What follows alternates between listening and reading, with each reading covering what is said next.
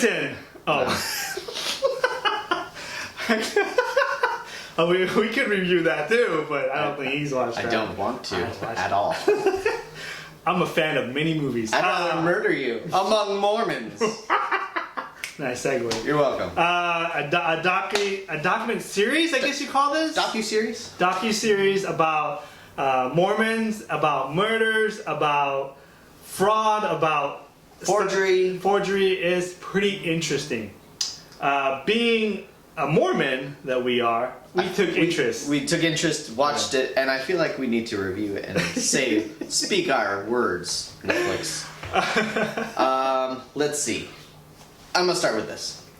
Every documentary that you watch has a narrative that they want you to follow.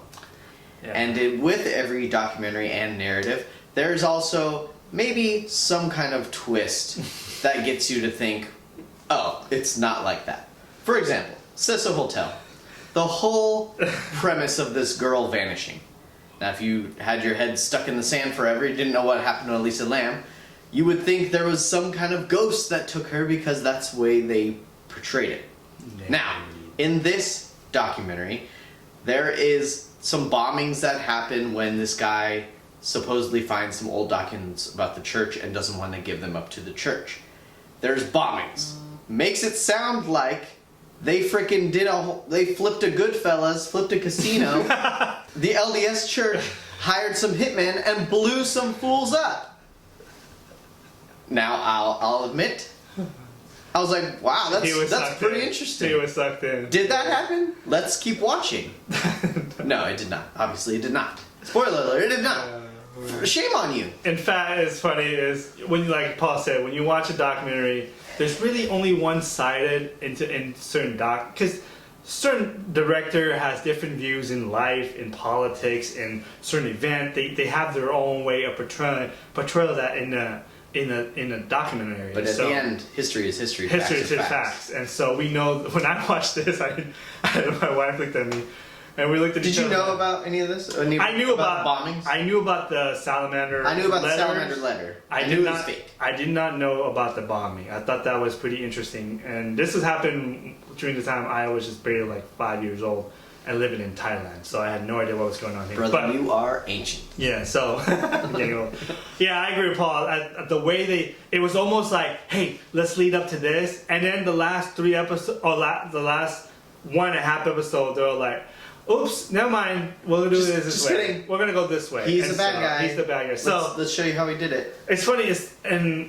I was intrigued with this documentary. I didn't think it was good, just because I knew exactly what happened and what's gonna happen. Even though I didn't know about the bombing, I kind of understood what. Well, he took 2 to these people. What happened to the 3rd? He was gonna take to somebody else, but it just happened to be, happened to bomb on himself. He said it was suicide. Later on, they found out it was actually meant for a different guy.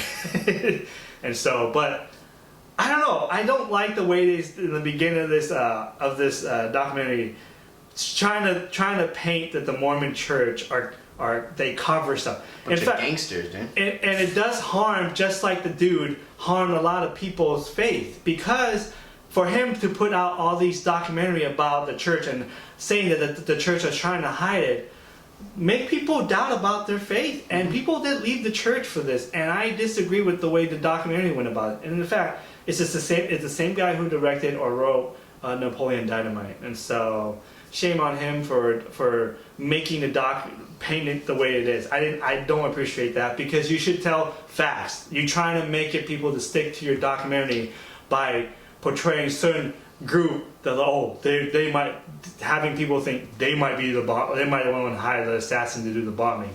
Guys, stop. The church isn't that cool, dude. We don't have hitmen. Give me a break. If there was one, I want to be the hitman for. And if there was one, you wouldn't know about it. Oh, that's true too. And there wouldn't be this documentary. And so I don't like this documentary at all. I think it's too. Thought it was interesting. It was interesting. I'll give that. I learned about the bombing because of this. That's the bombing. Maybe. I like it because I didn't know a lot about what happened. Yeah. I didn't like it in the way that they did it. Okay. Maybe I'll give it that. And so I didn't like it at all. I thought, and I guarantee you, people that watch this documentary that aren't of our faith probably like, whoa, the Mormons. I've already gotten questions Yeah, from coworkers that are like, "You believe this? You believe that? What happened with this?" I was like, "Did you watch the whole documentary?" They're like, "No, I'm the first episode in." I'm like, "Watch the entire documentary, please." So, I don't like that at all. And something interesting they said at the very end was like, there's no telling how far and what influence Mark Hoffman's like forgery has gone. What ripple effect has affected others out there? And that's the same thing with this documentary. If you watch the first episode and only the first episode, there's no telling what kind of misinformation someone's going to take and tell someone else. This Mark guy is a coward. What a coward. Alright, there we go, Mark. Anyways, tell us what you think. I don't like this at all, so I'm giving this freaking the bottom of the bottom. I don't know what the heck was. What's our rating anymore? Oh no, hang on. I forgot. Oh, Redbox. I'll give this Redbox. No, it's not Redbox. No? YouTube. I don't know. Cable, there you go. Cable. Cable. Holy crap, we need to do more reviews. I'll give it Redbox. One above for artistic purposes. Go check it out. Tell us how you feel or what you think of this and see if you agree or disagree with us and so. And you're allowed to because that's your right. And we're allowed to disagree with you too. So. Bye everyone.